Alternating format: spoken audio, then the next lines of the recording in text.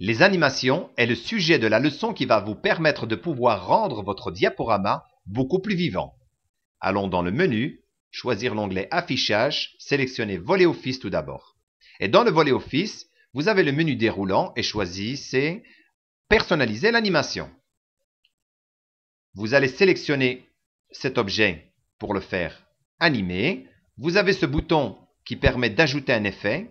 Nous allons développer tout d'abord l'ouverture. Vous pouvez soit faire un choix parmi une liste qui est ici, ou alors cliquer sur Autre effet, et là vous allez avoir beaucoup plus de choix. Nous allons prendre un au hasard. On va prendre Rebondir. Et là, vous voyez l'effet qui s'applique. Je dis OK. Il se rajoute dans cette liste. Vous pouvez décider de le supprimer en appuyant simplement sur ce bouton, ou alors en choisissant ici « Supprimer ». Je vais maintenant aller choisir, par exemple, dans une fermeture, c'est-à-dire si votre diapositive va se fermer et vous voulez que l'animation joue à ce moment-là simplement.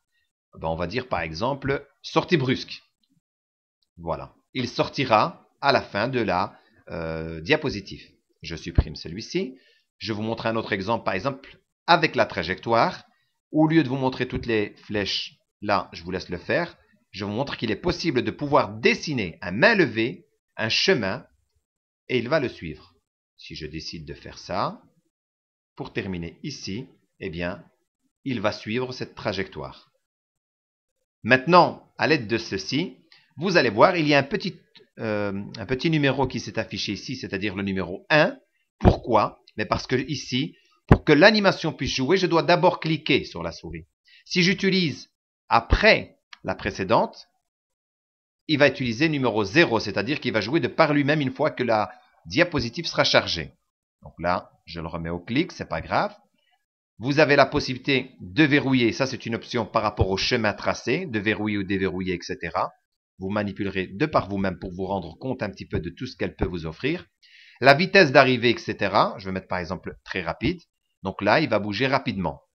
J'appuie sur le bouton Play et là, il va jouer l'animation. Vous avez vu, il a été beaucoup trop vite. Donc je vais remettre rapide simplement. Là, on voit mieux la trajectoire. Je vais passer à la diapositive suivante, dans laquelle on peut analyser différentes manières de faire aussi. Je prends le tout premier titre, je lui applique un effet rapidement, monter, voilà. Et je vais maintenant par contre m'attarder par rapport aux puces.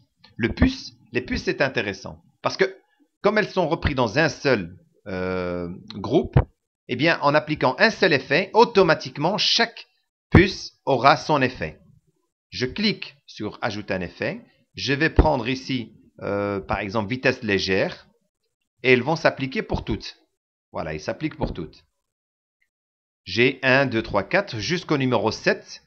Je vais maintenant faire bouger le petit personnage. Je vais lui ajouter par exemple un effet intrusion. Oui, allez, on va prendre celui-ci. Hop là. Comme ça, j'ai maintenant position numéro 8. Si je décide que ordre du jour arrive, lui, après le chargement de la diapositive, je vais tout d'abord déployer ici pour que vous puissiez voir toute la numérotation des différents effets appliqués. Je vais lui dire après, démarrer après la précédente. J'aurai numéro 0, mais forcément, tous les autres numéros auront changé également. Je lance le diaporama pour avoir un petit aperçu. Je clique. Et là, ordre du jour est arrivé tout seul. Maintenant, il attend que je clique. Je clique. Toutes les autres informations arrivent au clic. Jusqu'à la dernière. Pour terminer, je vais vous montrer les différentes possibilités que vous avez. Donc, en dehors de celui-ci, vous avez là la vitesse, mais vous avez tout ça en cochant simplement la petite flèche pointée vers le bas, toutes les autres possibilités, comme par exemple, option d'effet dans laquelle vous allez avoir une multitude de possibilités de pouvoir changer certaines informations. Rajouter du son, mettre également une durée, comme là tout à l'heure après, etc. Mais vous pouvez lui donner un délai en secondes, etc. etc. Je vous laisse manipuler de toute façon tout cela pour que vous puissiez mieux vous rendre compte de toutes les possibilités. En cochant par exemple le petit personnage, je pourrais le faire monter dans l'ordre et regardez, il pourrait devenir en position numéro 1.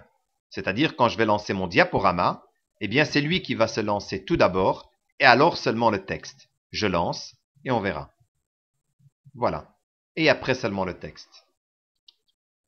Donc vous pouvez décider vous-même de l'ordre de passage en déplaçant simplement les différents types d'animation proposés ici. Bon travail.